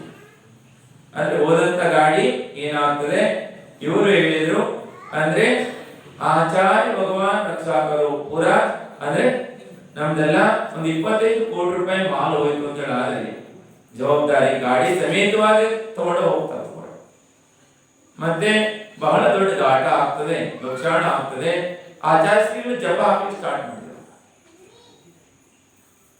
ಅಂದ್ರೆ ಗಾಡಿ 3 ಕಿಲೋಮೀಟರ್ ಹೋಗ್ತದೆ, ಮತ್ತೆ ರಸ್ತೆಯಲ್ಲಿ ಏನಾಗ್ತದೆ, ಜಾಮ್ ಆಗಿ ನಿಲ್ತದೆ ಗಾಡಿ. ಹಿಂದೂ ಹೋಗೋಲ್ಲ, ಮುಂದೂ ಹೋಗೋಲ್ಲ ಗಾಡಿ, ಅಲ್ಲೇ ನಿಂತು ಬಿಡ್ತದೆ ಗಾಡಿ. ಅವರು ಎಲ್ಲ ಹೊಸ ಗಾಡಿ ಸ್ಪೇರ್ ಪಾರ್ಟ್ಸ್ ಎಲ್ಲ ಬಿಚ್ಚುತ್ತಾರೆ. ಅವರು ಏನಾಯ್ತು ಗಾಡಿ ನೋಡೋದಕ್ಕಾಗಿ ಪೆಟ್ರೋಲ್ ಟ್ಯಾಂಕಿ ಕುಂಡಿದೆ, ಎಲ್ಲ ಗಾಡಿ ಕಂಡೀಷನ್ ಇದೆ, ಎಲ್ಲ ವೈರ್ ಗೀರ್ ಎಲ್ಲ ಬೇಯಿಸ್ತಾರೆ ಹೊಸ ಗಾಡಿ. ಯಾಕಂದ್ರೆ ಕಳ್ಳರು ಬಹಳ ಮೆಕ್ಯಾನಿಕ್ ಇರ್ತಾರೆ, ಬಹಳ ಹುಷಾರಿರ್ತಾರೆ. ಹಾಗೆ ಸತತವಾಗಿ ಅವರು 8 ಗಂಟೆ ಕಾಲ ನೋಡ್ತಾರೆ. ಆದ್ರೆ ಗಾಡಿ ಏನ್ ಮಾಡ್ಲಿಕ್ಕೆ ಆಗಲಿಲ್ಲ, ತಗೋಗ್ಲಿಕ್ಕೆ ಆಗ್ತಾ ಇರಲಿಲ್ಲ. ಮತ್ತು ಅದು ಎಂತ ಸ್ಥಾನದಲ್ಲಿ ನಿಂತಿದೆ ಅಂದ್ರೆ ಗಾಡಿ ಮಾಲನ್ನು ಖಾಲಿ ಮಾಡ್ಲಿಕ್ಕೂ ಆಗ್ತಾ ಇರಲಿಲ್ಲ. ಮತ್ತೆ ಬಹಳ ಭಾರಿ ಮಾಲಿತ್ತು, ದೊಡ್ಡ ದೊಡ್ಡ ಪೆಟ್ಟಿಗೆ ಒಳಗೆ ಬರೆದಿತ್ತು, ತುಂಬಿದಂತು. ಇದನ್ನ ಅವರು 7-8 ಗಂಟೆ ಸತತವಾಗಿ ಮಾಡ್ತಾ ಇದ್ರು. ಅಷ್ಟರೊಳಗಾಗಿ ಮಗ ಇಂದೂರಿಂದ ಮತ್ತೆ ಜಾಬೋ ಕಡೆಯಿಂದ ಏನಾಗ್ತಾರೆ, ಅವ್ರ ಪೊಲೀಸ್ ಹಾಗೇನೆ PSI IC ಎಲ್ಲ ಕರ್ಕೊಂಡು ಆ ಕಡೆಯಿಂದ ಈ ಕಡೆಯಿಂದ 2 ಕಡೆಯಿಂದ ಬರ್ತಾರೆ. ಅಲ್ಲೂ ಸಹ ಅವರೊಬ್ಬರು ತಮ್ಮ ಅಲ್ಲಿ ಜಾಬೋದಾಗಿತ್ತು. ಅವಾಗ ಬರ್ತಾರೆ, ಮಧ್ಯದಲ್ಲಿ ನೋಡ್ತಾರೆ. ಬಂದು ನೋಡಿದ್ರೆ ಗಾಡಿ ಮಧ್ಯದಲ್ಲಿ, ಘಾಟ್ ಮಧ್ಯದಲ್ಲಿ ನಿಂತಿದೆ ಗಾಡಿ. ಅವಾಗ ಇವರು ನೋಡಿದ ತಕ್ಷಣ ಅವರು, ಅಂದ್ರೆ ಬಹಳ ದೂರದಿಂದ ಗೊತ್ತಾಗ್ತದೆ ಪೊಲೀಸ್ ಜೀಪ್ ಬರುವಂತದ್ದು. ಇವರು ಒಬ್ಬರೇ ಹೋಗ್ಲಿಲ್ಲ, 8 ಗಾಡಿ ತಗೊಂಡು ಹೋಗಿದ್ರು. 8 ಪೊಲೀಸ್ ಜೀಪ್ ಬರೋದನ್ನ ನೋಡ್ಕೊಂಡು ಅವರು ಏನ್ ಮಾಡಿದ್ರಿಂದ ಓಡ್ ಹೋಗ್ತಾರೆ. ಹಗಲೇ ಲೂಟಿ ಮಾಡ್ತಾರೆ, ರಾತ್ರಿ ಅಲ್ಲ, ಹಗಲಲ್ಲೇ ಲೂಟಿ ಮಾಡಿಬಿಡ್ತಾರೆ. ಆವಾಗ ಎಲ್ಲ ಓಡ್ ಹೋಗ್ತಾರೆ. ಅವಾಗ ಬಂದು ಅವರು ಗಾಡಿ ಸ್ಟಾರ್ಟ್ ಮಾಡ್ತಾರೆ. ಒಂದೇ ಸಲ ಕಿಕ್ ಹೊಡೆದು ಗಾಡಿ ಸ್ಟಾರ್ಟ್. ಅವರು ಎಲ್ಲ ಬಿಚ್ಚಿದ್ರು, ಕುಡಿಸಿದ್ರು, ಮಾಡಿದ್ರು, ಗಾಡಿ ಸ್ಟಾರ್ಟ್ ಆಗಿ 7 ಗಂಟೆ ಕಾಲ ನಡೆದಂತದಿದೆ. ಅಂದ್ರೆ ಗುರುಗಳ ಶ್ರದ್ಧೆ ಭಕ್ತಿಯಿಂದ ಕೇವಲ ನಾಮಸ್ಮರಣೆ ಮಾತ್ರದಿಂದಲೇ ಏನಾಗ್ತದೆ ಅಂದ್ರೆ ಉದಾಹರಣೆ ನಡೆದಿರುವಂತಹ ಘಟನೆ ಇದೆ. ಹಾಗೆ ಒಮ್ಮೆ ಅವರಿಗೆ ಏನಾಗಿತ್ತು ಅಂತ ಹೇಳಿದ್ರೆ, ಆ ಸೇಠ್ಜಿ ಏನಿದ್ರು ಅವರು ಒಮ್ಮೆ ಅವ್ರ ಮನೆ ಡ್ರೈವರ್ ಇದ್ದ. ಡ್ರೈವರ್ ಯಾವಾಗಲೂ ಅವ್ರ ಮನೆ ಡ್ರೈವರ್ ಆದ ಯಾವಾಗಲೂ ಸಹ. ಒಂದು ದಿವಸ ಅವ್ರು ಏನ್ ಮಾಡಿದ್ರು, ಒಂದು ಫಂಕ್ಷನ್ಗೆ ಹೋಗಿದ್ರಂತೆ, ಮದುವೆ ಫಂಕ್ಷನ್ಗೆ ಹೋಗಿದ್ರು. ಅಲ್ಲಿಂದ ವಾಪಸ್ ಬರ್ತಾ ಇರುವಾಗ ಅಂದ್ರೆ ಸೇಠ್ಜಿಗಳ ಮೈಯಲ್ಲಿ ಮತ್ತು ಸೇಠ್ಜಿಯವರ ಪತ್ನಿ ಮೈಯಲ್ಲಿ ಬಹಳಷ್ಟು ಬಂಗಾರಗಳಿದ್ದಾನೆ, ಬಹಳ ದುಡ್ಡಿದ್ದಾನೆ. ಬಹಳವಾದಂತ ಬಂಗಾರಗಳಿತ್ತು. ಮತ್ತೆ ಗಾಡಿ ಒಳಗೆ ಒಂದು ಗ್ಯಾಸ್ ಇತ್ತಂತೆ. ಅವಾಗ ಇವ ಗಾಡಿ ತಗೊಂಡು ಡ್ರೈವರ್ ಯಾವಾಗೂ ಕೈಯಂ ಡ್ರೈವರ್ ಇರುವಂತ ಆದಿವಾಸಿ ಡ್ರೈವರ್. ಆ ದಿವಸ ಏನ್ ಮಾಡ್ತಾರೆ ಅಂತ ಹೇಳಿದ್ರೆ, ಆ ಸೇಡ್ಜಿ ಅವರನ್ನ ವಯಸ್ಸಾಗಿದ್ದವರಿಗೆ ಅವ್ರನ್ನ ಕರ್ಕೊಂಡು ರೋಡ್ ಬಿಟ್ಟು ಬೇರೆ ಕಡೆ ಮಾರ್ಗದಲ್ಲಿ ಹೋಗ್ತಾನೆ. ಹೋಗಿ ಒಂದು ಮರದ ಹತ್ರ ಒಳಗಡೆ ಹೋಗಿ ಯಾರು ಜನ ಇಲ್ಲದ ಪ್ರದೇಶದಲ್ಲಿ ಆತ ಏನ್ ಮಾಡ್ತಾನೆ ಅಂತ ಹೇಳಿದ್ರೆ, ಅವರನ್ನ ಸಾಯಿಸ್ಲಿಕ್ಕಾಗಿ ಕಲ್ಲು ಬಂಡೆಗೆ ತಿರ್ಕೊಂತಾನೆ. ಕಲ್ಲು ತಗೊಂಡು ಹೊಡಿಲಿಕ್ಕಾಗಿ ಅವ್ರು ಕೆಳಗೆ ನಿಂತ್ಕೊಂಡಿರ್ತಾರೆ ಕಲ್ಲು. ಅವಾಗ ಇವರು ಏನ್ ಮಾಡ್ತಾರೆ, ಆಚಾರ್ಯ ಜಪ ಮಾಡಿ ಶುರು ಮಾಡ್ತಾರೆ. ಹಾಗೆ ಅಷ್ಟೇ ಅಂದ್ರೆ ಅವ್ರು ಜಪ ಮಾಡಿ ಸ್ಟಾರ್ಟ್ ಮಾಡಿದ ತಕ್ಷಣ ಆತನ ಮನಸ್ಸು ಪರಿವರ್ತನೆ ಆಗ್ತದೆ. ಮತ್ತೆ ಹೇಳ್ತಾರೆ, ಬಂಗಾರ ಎಲ್ಲ ಪೂರ ತಗೋ, ದುಡ್ಡೆಲ್ಲ ತಗೋ, ನಮ್ ಜೀವ ಅಷ್ಟು ಬಿಡು ಸಾಕು, ನಾವೇನು ಹೇಳಂಗಿಲ್ಲ ಹೋಗಿ, ಮತ್ ನಮ್ಮ ಮಗನಿಗೂ ಹೇಳಂಗಿಲ್ಲ, ಯಾರಿಗೂ ಹೇಳಂಗಿಲ್ಲ, ತಗೊಂಡು ಹೋಗು ಅಂತ ಹೇಳ್ತಾರೆ. ಆಗ ಆ ವ್ಯಕ್ತಿ ಏನ್ ಮಾಡ್ತಾನೆ ಅಂತ ಹೇಳಿದ್ರೆ, ಬಂಗಾರ ದುಡ್ಡು ತಗೊಂಡು ಹೋಗ್ತಾನೆ. ಆವಾಗ ಇವರು ಆತನ ಜೀವವನ್ನ ಬಿಟ್ಟ ತಕ್ಷಣ ಬರ್ತಾರೆ. ಬಂದ ಮೇಲೆ ಮಾರನೇ ದಿವಸ ಇವರು ಕಂಪ್ಲೇಂಟ್ ಕೊಟ್ಟಿಲ್ಲ, ಏನೂ ಮಾಡಿಲ್ಲ. ಎರಡನೇ ದಿವಸದಲ್ಲಿ ಆತ ಪೂರ್ಣ ಬಂಗಾರ ದುಡ್ಡು ತಗೊಂಡ್ ಸೇಡ್ಜರ್ ಮನೆಯಲ್ಲಿಟ್ಟು, ಮತ್ತೆ ಇವ್ರು ಮಗನಿಗೂ ಹೇಳಿಲ್ಲ, ಮತ್ತೆ ಯಾರಿಗೂ ಹೇಳಿಲ್ಲ. ಮಗನಿಗೆ ಹೇಳಿದ್ರೆ ಮತ್ತೆ ಅವ್ರ ಒಳಗೆ ಹಾಕಿ ಬಿಡ್ತಾರೆ. ಇವ್ರು ಏನೂ ಹೇಳಿಲ್ಲ, ಸುಮ್ಮನೆ ಆಗಬಹುದಂತೆ. ಮಾರನೇ ಎರಡನೇ ದಿವಸದಲ್ಲಿ ಆತ ವಾಪಸ್ ತಂದು ಕೊಟ್ಟು, ಅಂದ್ರೆ ಆತ ಅಳಲಿಕ್ಕೆ ಸ್ಟಾರ್ಟ್ ಮಾಡಿದ್ರು. ಅಂದ್ರೆ ಆತನ ಮನುಷ್ಯ ಪರಿವರ್ತನೆ. ಅವ್ರು ಹೇಳ್ತಿದ್ರು, ನಾವು ಆಚಾರ್ಯಗಳ ನಾಮ ಉಚ್ಚಾರಣೆ ಮಾಡದೇ ಇದ್ರೆ ಮೇಲೆ ನಿಂತ್ಕೊಂಡಿದ್ದ, ಗಾಡಿ ನಿಲ್ಸ್ ಮೇಲೆ ಹೋಗಿದ್ದ, ಮತ್ತೆ ಕಲ್ಲು ಎತ್ಕೊಂಡು ನಮ್ಮ ತಲೆ ಮೇಲೆ ಹಾಕ್ಲಿಕ್ಕೆ ನಿಂತ್ಕೊಂಡಿದ್ದ. ಯಾಕಂದ್ರೆ ಮನುಷ್ಯ ಏನಾಗ್ತದೆ, ಪರಿವರ್ತನೆಗಳಾಗ್ತದೆ. ಅಂದ್ರೆ ನಾಮ ಸ್ಮರಣೆ ಮಾತ್ರದಿಂದಲೇ. ಅದಕ್ಕೆ ಆಚಾರ್ಯವಂತ ನಮನ ಕರೆ ಅರು ಧ್ಯಾನ ಕರೆಯಿತು ವಿಘ್ನ ಸದಾಗಿ ಸರ್ವಗತಿ. ಅಂದ್ರೆ ಏನಾಗ್ತದೆ, ಎಲ್ಲಾ ವಿಘ್ನಗಳು ಅವರ ನಾಮ ಉಚ್ಚಾರಣೆ ಮಾಡುವುದರಿಂದ ಏನಾಗ್ತದೆ, ಗುರು ನಾಮವನ್ನು ಸ್ಮರಣೆ ಮಾಡುವುದರಿಂದ ಭಕ್ತನ ಕಷ್ಟಗಳೆಲ್ಲವೂ ತಾವಾಗಿ ಏನಾಗ್ತದೆ, ಪರಿಹಾರವಾಗ್ತದೆ.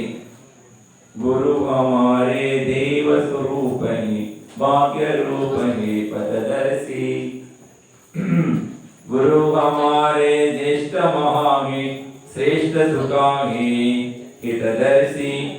ऐसे जो ही इस धरती पर गुरुवर होते सुखकारी।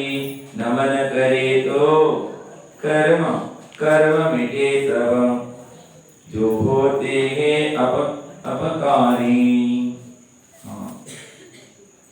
हाँ गुरुवर गुरु हमारे देव रूप है ಅಂತ ಗುರುಗಳು ಏನಿದ್ದಾರೆ ಸಾಕ್ಷಾತ್ ದೇವ ರೂಪನೇ ಭಗವಾನ್ ಸಮಾನ್ ಇದ್ದಾರೆ. ಭಾಗ್ಯ ಭಾಗ್ಯ ರೂಪನೇ ಪದದರ್ಶಿ, ಭಾಗ್ಯದ ಏನಿದ್ದಾರೆ ಅವರ ಭಾಗ್ಯ ರೂಪನೇ ಅಂದ್ರೆ ಭಾಗ್ಯ ಏನಾಗ್ತದೆ ಉದಯವಾಗ್ತದೆ.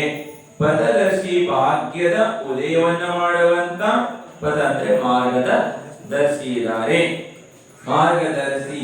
ಗುರು ಹಮಾರೆ ಶ್ರೇಷ್ಠ ಮಹಾನೆ, ಗುರು ಏನಾದ್ರೆ ಇವರು ಶ್ರೇಷ್ಠರಿದ್ದಾರೆ ಅಂತ ಶ್ರೇಷ್ಠ ಸುಖಕ್ಕೆ ಹಿತದರ್ಶಿ, ಶ್ರೇಷ್ಠವಾದಂತ ಸುಖಕ್ಕೆ ಅನ್ನು ಪ್ರದಾನ ಮಾಡತಕ್ಕಂತ ಹಿತವನ್ನು ಮಾಡುವಂತವರಿದ್ದಾರೆ.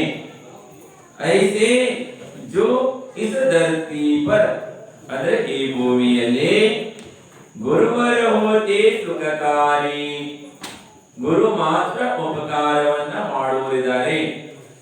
ಗುರುಗಳಷ್ಟು ಉಪಕಾರ ಮಾಡುವಂತವರು ಯಾರೂ ಸಹ ಜಗತ್ತಿನಲ್ಲಿ ಇಲ್ಲವೇ ಇಲ್ಲ. ಗುರು ಮಹಾನ್ ಉಪಕಾರಿ, ಉಪಕಾರಿ ಹೊತ್ತಿಗೆ ನಮನ ಕರೆ ತೋ ಕರ್ಮ ಮಿಟಿ ಸಬ ಅಂತ ಗುರುಗಳಿಗೆ ನಮನ ಮಾತ್ರದಿಂದಲೇ, ನಾಮ ಉಚ್ಚಾರಣೆ ಮಾತ್ರದಿಂದಲೇ, ನಮಸ್ಕಾರ ಮಾತ್ರದಿಂದಲೇ ಏನಾಗ್ತದೆ, ಕರ್ಮ ಮಿಟತೇನೆ, ಅಸುವ ಕರ್ಮಗಳೆಲ್ಲವೇನಾಗ್ತದೆ ನಾಶವಾಗ್ತದೆ. ಜೋ ಹೋತೆ ಅಪಕಾರಿ ಅಂದ್ರೆ ಉಪಕಾರವನ್ನು ಮಾಡ್ತಾರೆ, ಅಪಕಾರವನ್ನ ಮಾಡೋಲ್ಲ, ಯಾರಿಗೂ ಸಹ ಏನು ಮಾಡೋಲ್ಲ, ಅಪಕಾರ ಮಾಡಲು ಉಪಕಾರವನ್ನ ಮಾಡ್ತಾರೆ. ಏನ್ ಮಾಡ್ತಾರೆ ಅವರು? ಉಪಕಾರವನ್ನ ಮಾಡುತ್ತಾರೆ. विशुद्ध होते सो आत्मनीय जाता है ಹಾಗೆ ಗುರು ಲೋಕವೇ ವಿಶುದ್ಧ ಹೋತಿಯೇ ವಿಶುದ್ಧವಾದಂತ ಪರಿಣಾಮವನ್ನು ಉಳ್ಳಂತವರು ಜ್ಞಾತ ಅಂದ್ರೆ ಜ್ಞಾನವನ್ನು ಮಾಡುವುದಕ್ಕೆ ಐಸೆ ಗುರುತು ಇಸ ಜಗತ್ತಿಗೂ ಭಾಗ್ಯ ಉದಯ ಸೇ ಮಿಲತೆ ಅಂತ ಗುರುಗಳು ಭಾಗ್ಯ ಉದಯದಿಂದ ಪ್ರಾಪ್ತವಾಗ್ತಾರೆ. ಆದ್ರೆ ಅಂತ ಗುರುಗಳು ಕರ್ನಾಟಕದಲ್ಲೇ ಹುಟ್ಟಿದ್ರು, ಕರ್ನಾಟಕದ ಭಾಗ್ಯ ಇರಲಿಲ್ಲ. ಏನಾಗಲಿಲ್ಲ? ಕರ್ನಾಟಕದ ಜೀವಿಗಳಿಗೆ ಭಾಗ್ಯ ಇರಲಿಲ್ಲ. ಹಾಗಾಗಿ ಅಂತ ಗುರುಗಳ ಸಾನ್ನಿಧ್ಯ ಬಹು ದುರ್ಲಭವಾದದ್ದೇ, ಅಂದ್ರೆ ಪ್ರಾಪ್ತವಾಗಲಿಲ್ಲ. ಮಧ್ಯಪ್ರದೇಶ ಉತ್ತರದವರ ಭಾಗ್ಯ ಇತ್ತು. ಉತ್ತರದವರ ಭಾಗ್ಯ ತೀವ್ರವಾಗಿರುವುದರಿಂದ ಅವರೇನ್ ಮಾಡಿಕೊಂಡ್ರು? ಪ್ರಾಪ್ತ ಮಾಡಿಕೊಂಡ್ರು. ಹಿಂಗೆ ಐಸೆ ಭಾಗ್ಯ ಉದಯಸೆ ಮಿಲತೆ ಜನ ಜನ ವಂದನ ಕರಕೆ ಗುರುಕ ಅಂತ ಗುರುಗಳು ಸಿಕ್ಕಿದ್ರೆ ಅಂದ್ರೆ ಭವ್ಯ ಜೀವಿಗಳು ಏನ್ ಮಾಡ್ತಾರೆ? ಅಂತ ಜೀವಿಗಳ ವಂದನೆಯನ್ನ ಮಾಡ್ತಾ, ಯಾರು ಭವ್ಯಾತ್ಮರಿದ್ದಾರೆ ಅಂತವರೇ ಗುರುಗಳ ವಂದನೆಯನ್ನ ಹರ್ಷಿತ ಹೋಕರೆ ಇಲ್ಲತೇ ಹರ್ಷಿತರಾಗಿ ಏನಾಗ್ತಾರೆ ಅಂದ್ರೆ ಯಾವ ರೀತಿ ಕಮಲವು ಅರಳುತ್ತದೋ ಅದೇ ರೀತಿ ಅಂತ ಗುಣವಾನ್ ಗುರುಗಳು ಸಿಕ್ಕಿದಾಗ ಭವ್ಯಾತ್ಮರ ಎನ್ನುವಂತ ಹೃದಯ ಕಮಲವು ಅರಳುತ್ತದೆ. ಇಲ್ಲತೇಗೆ ಅಂದ್ರೆ ಅರಳಬರುತ್ತದೆ. ಸಮೀಚೀನ ಹೇ ಜೈನ ಧರ್ಮಜೋ समीचीन गे जैन धर्मजो गुरु की होते उसके मूल. ಗುರುಗಳ ಮೂಲ ಯಾವುದು ಅಂದ್ರೆ ಸಮೀಚೀನವಾದ ಧರ್ಮದ ಬೋಧನೆಯನ್ನು ಮಾಡ್ತಾರೆ. ಅಂದರೆ ದರ್ಶನಾಚಾರಿ, ಜ್ಞಾನಾಚಾರಿ, ತಪಾಚಾರಿ, ವೀರ್ಯಾಚಾರಿ. ಗುರು ಹೇಗಿರ್ತಾರೆ ಅಂದ್ರೆ ಸಿಂಹದ ಹಾಗೆ ವೃತ್ತಿ ಉಳ್ಳವರಾಗಿರ್ತಾರೆ. ಯಾವುದಕ್ಕೂ ಸಹ ಭಯವನ್ನ ಕೊಡಲ್ಲ. ಸತ್ಯವನ್ನ ಅವರು ಸಮೀಚೀನಗೆ ಸಮೀಚೀನವಾದಂತ ಸತ್ಯ ಧರ್ಮದ ಬೋಧನೆಯನ್ನ ಮಾಡ್ತಾರೆ. ಸಮೀಚೀನಗೆ ಜೈನ ಧರ್ಮಕ್ಕೂ ಸಮೀಚೀನವಾದಂತ ಸತ್ಯವಾದಂತ ಧರ್ಮವನ್ನ ಜೋ ಗುರು ಹಿ ಹೋತೆ ಉಸಿಕೆ ಮೋಲ್ ಅಂತ ಗುರುಗಳೇ ಏನಿದ್ದಾರೆ? ಮೂಲ ಇದ್ದಾರೆ. रत्नत्रय का पालन करते कभी न करते उसके बोल ಅಂದ್ರೆ ರತ್ನತ್ರಯವನ್ನ ಪಾಲನೆಯನ್ನು ಮಾಡ್ತಾರೆ. ಸಮ್ಯಕ್ ದರ್ಶನ್, ಸಮ್ಯಕ್ ಜ್ಞಾನ, ಸಮ್ಯಕ್ ಚಾರಿತ್ರವನ್ನ ಧಾರಣೆಯನ್ನು ಮಾಡಿ ಮರೆಯೋಲ್ಲ. ಮೂಲ ಅಂದ್ರೆ ಮರೆಯೋಲ್ಲ, ಅದನ್ನ ಧಾರಣೆಯನ್ನು ಮಾಡಿ ಮರ್ತೀವಿ ಅಂದ್ರೆ ಕಳ್ಳರು ಅಪಹರಿಸಿ ಬಿಡ್ತಾರೆ, ಕಳ್ಳತನವಾಗಿ ಬಿಡ್ತದೆ. ಅದಕ್ಕಾಗಿ ಅವ್ರೇನಲ್ಲ ಮರೆಯೋಲ್ಲ. ಹರ್ಷಿತರತೆ ಹರ್ಷಿತ ಮೂರ್ತಿ ವನ ಸದಾ ನಮನವೋ ನಮನವೋ ಅವಿನಾಶಿ. ಹಾ, ಹರ್ಷಿತರಾಗಿರ್ತಾರೆ ಅವರು. ಹರ್ಷಿತರತೆ ಹರ್ಷಿತ ಮೂರ್ತಿ, ಹರ್ಷಿತರಾಗಿರ್ತಾರೆ, ದುಃಖಿಯಾಗಿರೋಲ್ಲ ಸದಾ ಕಾಲ. ಹಾಗೆ ನಮನವು ಅವಿನಾಶಿ ಅಂದ್ರೆ ನಾಶ. ಆಚಾರ್ಯ ಭಗವಂತರು ಈ ನಮ್ಮ ಮುಂಭಾಗದಲ್ಲಿ ಇಲ್ಲ, ಆದ್ರೆ ಅವರೇನಾದ್ರೆ ನಮ್ಮ ಮುಂದೆ ಇದ್ದಾರೆ. ಏನಿಲ್ಲ, ಅವರು ನಮಗೆ ಮೂರ್ತಿ ರೂಪದಲ್ಲಿಲ್ಲ, ಆದ್ರೆ ಅವರಿದ್ದಾರೆ ಜ್ಞಾನ ರೂಪದಲ್ಲಿ, ದರ್ಶನ ರೂಪದಲ್ಲಿ, ಚಾರಿತ್ರ ರೂಪದಲ್ಲಿ ಇದ್ದಾರೆ ಅವರು. ಅಂದ್ರೆ ಪದದನ್ನ ಸಾಕ್ಷಾತ್ ನಮ್ಮ ಇದರಲ್ಲಿ ಅಂದ್ರೆ ಭಕ್ತರ ಹೃದಯದಲ್ಲಿ ಏನಿದ್ದಾರೆ? ಗುರು ಇದ್ದಾರೆ. ಹರ್ಷಿತವರತೆ ಅವಿನಾಶಿ. ಗುರುಗಳ ನಾಶ ಆದರೂ ಇಲ್ಲ, ಗುರುಗಳು ಇದ್ದಾರೆ. ಆದ್ರೆ ಯಾರ ಹೃದಯದಲ್ಲಿ ಇದ್ದಾರೆ ಅಂತವ್ರಿಗೆ ಗುರುಗಳು ಇದ್ದಾರೆ. ಆದ್ರೆ ಹೃದಯದಲ್ಲಿ ಇಲ್ಲ, ಗುರುಗಳು ಎದುರಿದ್ರು ಅವರಿಗೆ ಗುರುಗಳಿಲ್ಲ. ಸೂರವೀರ ಗುರು ಯಮ ವಿಚರತೆ ಸದಾ ಮೋಕ್ಷಕ್ಕೆ ಅಭಿಲಾಷಿ. ಅಂದ್ರೆ ಸೂರ ವೀರರಿದ್ರು, ಸೂರ್ಯರಿದ್ದಾರೆ, ವೀರರಿದ್ದಾರೆ, ವೀರಚರ್ಯವನ್ನ ಮಾಡುವಂತವರು. ಯೋ ಹಾಗೆ ವಿತರಿತ ಅಂದ್ರೆ ಸೂರ್ಯ ವೀರರಾಗಿ ಏನು ಮಾಡ್ತಾರೆ, ವಿತರಣವನ್ನ ಮಾಡ್ತಾರೆ, ಭಯವನ್ನ ಪಡೋಲ್ಲ. ಸದಾ ಮೋಕ್ಷಕ್ಕೆ ಅಭಿಲಾಷಿ, ಸದಾ ಮೋಕ್ಷದ ಅಭಿಲಾಷಿ ಉಳ್ಳವರಾಗಿರ್ತಾರೆ. ಯಾವ ಅಭಿಲಾಷೆ ಇರ್ತದವರಿಗೆ? ಮೋಕ್ಷದ ಅಭಿಲಾಷಿ ಅಂತ ಆಚಾರ್ಯ ಭಗವಾನರು ಈಗ ನಮ್ಮ ಮುಂದೆ ಏನಿಲ್ಲ, ಸಾಕ್ಷಾತ್ ರೂಪದಲ್ಲಿ, ಮೂರ್ತಿ ರೂಪದಲ್ಲಿ ಇಲ್ಲ, ಆದ್ರೆ ಜ್ಞಾನ ರೂಪದಲ್ಲಿ ಏನಿದ್ದಾರೆ, ಅವರು ಇದ್ದಾರೆ. ಅವರ ಕೇವಲ ಅಂತ ಗುರುಗಳ ನಾಮಸ್ಮರಣೆ ಅಷ್ಟೇ ಸಾಕು. ಏನಾಗ್ತದೆ? ನಾಮಸ್ಮರಣೆಯನ್ನ ಮಾಡುವಂತ ಶ್ರುತ ಭಕ್ತಿಯನ್ನ ಮಾಡತಕ್ಕಂತ ಭಕ್ತನ ಭಕ್ತಿ ನಿಷ್ಫಲವಾಗಲ್ಲ. ಅದೇನಾಗ್ತದೆ? ಸಂಸಾರ ಪಾರಾಗಿ ಹೋಗ್ತದೆ. ಅದೇ ಸಾಕ್ಷಾತ್ ಎದುರು ಸಹ ಸಾಕ್ಷಾತ್ ತೀರ್ಥಂಕರಿದ್ದಾರೆ, ಸಾಕ್ಷಾತ್ ಅಂದ್ರೆ ಶ್ರುತವನ್ನ ಬೋಧನೆ ಮಾಡತಕ್ಕಂಥ ಗುರುಗಳು ಇದ್ದಾರೆ. ಆದ್ರೆ ಅವರ ಹೃದಯದಲ್ಲಿ ಇಲ್ಲ ಅಂದ್ರೆ ಗುರುಗಳ ಮುಂದಿದ್ರು ಸಹ ಅವರ ಕಲ್ಯಾಣ ನಿಶ್ಚಿತವಾಗಿ ಆಗೋಲ್ಲ ಅಂತ ವಿದ್ಯಾಸಾಗರ ಗುರುಗೆ ನಮನಹೇ ಅಂದ್ರೆ ಅಂತ ಗುರುಗಳಿಗೆ ನಾನು ಏನ್ ಮಾಡ್ತಾ ಇದ್ದೀನಿ, ನಮಸ್ಕಾರವನ್ನ ಮಾಡ್ತಾ ಇದ್ದೀನಿ. ಯಾರಿಗೆ? ಆಚಾರ್ಯ ಭಗವಂತರ ಭಕ್ತಿ ಮಾಡಿದ್ರೆ ಬಹು ಶ್ರುತದ ಭಕ್ತಿ ಆಗ್ತದೆ.